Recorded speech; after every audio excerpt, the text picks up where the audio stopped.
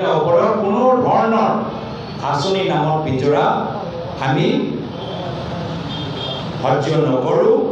গৰ্ভৱতী দিনত ভাঙি চুৰমাৰ কৰি যি যোগ্য মহিলা বিনা চৰ্ত তেওঁলোকে আঁচনি সুবিধা, কোনো দলৰ সভালৈ আহিব নালাগে, কোনো দলৰ চৰ্ত দেখাব নালাগে, কোন দলৰ সদস্য দেখাব নালাগে, কোন দলৰ সভালৈ যায় নাযায় সমৰ্থক হয়নে নহয় নহয়, কোনো চৰ্ত নথকাকৈ আনকণ্ডিশ্যনেল জিৰ' চৰ্ত শূন্য চৰ্ত আঁচনিবোৰ আমি আগন্তুক দিনত মুকলি কৰিম। আমি কোনো ধৰণৰ বাধা আৰু চৰ্ত আমি অসমৰ মহিলাৰ ওপৰত আমি ৰাখিবলৈ বিচৰা নাই।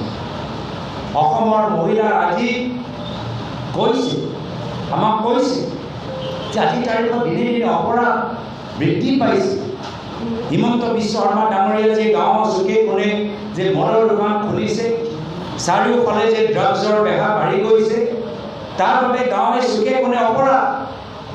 মদ খোৱাৰ পিছত ঘৰৰ ভিতৰত মাৰপিট, ল'ৰাবোৰ অত্যাচাৰ।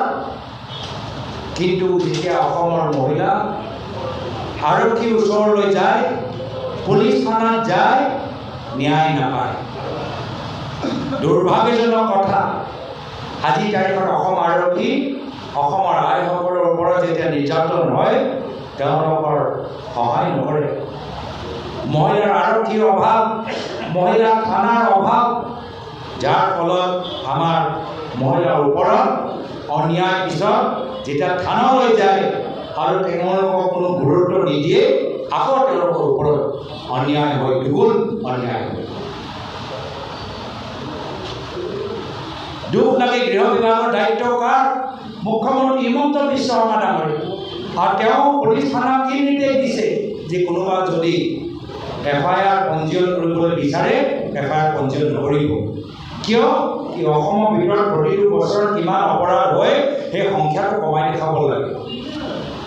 কিমান তেওঁলোকৰ অত্যাচাৰ চাওক, কিমান মিছলীয়া তেওঁলোকৰ নীতি। অপৰাধৰ সংখ্যা কমাবলৈ আজি দুখীয়া মানুহৰ ওপৰত, মহিলাৰ ওপৰত অন্যায় হৈছে, কোনো ধৰণৰ চিন্তা নাই। আমি এইখিনি ওপৰত পৰৱৰ্তী দিনত কংগ্ৰেছ চৰকাৰ আহিলে আমি কামখিনি কৰিম যে মহিলাসকলৰ ওপৰত অপৰাধ হ'লে তেওঁলোকক যে ন্যায় পায় তাৰ বাবে আমি ইয়াৰ ওপৰত গুৰুত্ব দিম। তো আঁচনি এটা পিঞ্জৰা, সামাজিক এটা পিঞ্জৰা আৰু অৰ্থনৈতিক পিঞ্জৰা। আমাৰ অসমৰ আইসকলে কৈছে যে আমাক প্ৰশিক্ষণ দিয়ক, আমি এৰী মুগা লৈ কিবা এটা ব্যৱসায় কৰিবলৈ বিচাৰোঁ, আমাক প্ৰশিক্ষণ দিয়ক, আমাক শিকাই দিয়ক কেনেদৰে কামখিনি কৰিব লাগে, বজাৰত কেনেদৰে উৎপাদনবোৰ বিক্ৰী কৰিব লাগে। আমি উদ্যোগী হ'বলৈ বিচাৰোঁ, আমি নিজৰ এটা সৰু ব্যৱসায় আৰম্ভ কৰিবলৈ বিচাৰোঁ। কিন্তু মুখ্যমন্ত্ৰী মহোদয় নিজৰ পৰিবাৰৰ পৰা সময় পালেহে অসমৰ দুখীয়া মহিলাৰ বাবে চিন্তা কৰিব পাৰে। অসমৰ আইসকল আজি তাৰিখত কৈছে যে আমি নিজৰ এৰী মুগা লৈ নিজৰ এটা ব্যৱসায় আৰম্ভ কৰিবলৈ বিচাৰোঁ, সৰু এটা দোকান খুলিবলৈ বিচাৰোঁ, আমাক বিনামূলীয়া তাঁতশাল দিয়ক।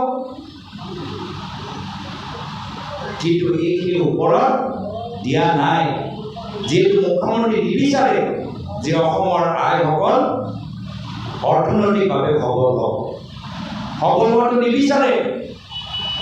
সদায় 1250 টকাৰ সেই ভয়টো দেখাবলৈ বিচাৰে। আজি আমাৰ অসমৰ মহিলাসকল চাকৰি লৈ সপোন চায়, কিন্তু চাকৰিৰ ক্ষেত্ৰত মহিলাৰ সম্পৰ্কত কোনো বহল নীতি বৰ্তমান চৰকাৰৰ নাই। এইখিনি কথা আমি আজি তাৰিখত সেইকাৰণে আপোনালোকৰ মাজত কৈছোঁ যে সময় পৰিৱৰ্তনৰ যাত্ৰা, য'ত আমি এখন নতুন বৰঅসমৰ কল্পনা কৰিছোঁ। এই নতুন বৰঅসমৰ অংশ হ'ব যে মহিলাৰ প্ৰতি আমাৰ নতুন দৃষ্টি, মহিলাৰ উন্নয়ন আৰু সবলীকৰণৰ প্ৰতি আমাৰ নতুন কল্পনা। মই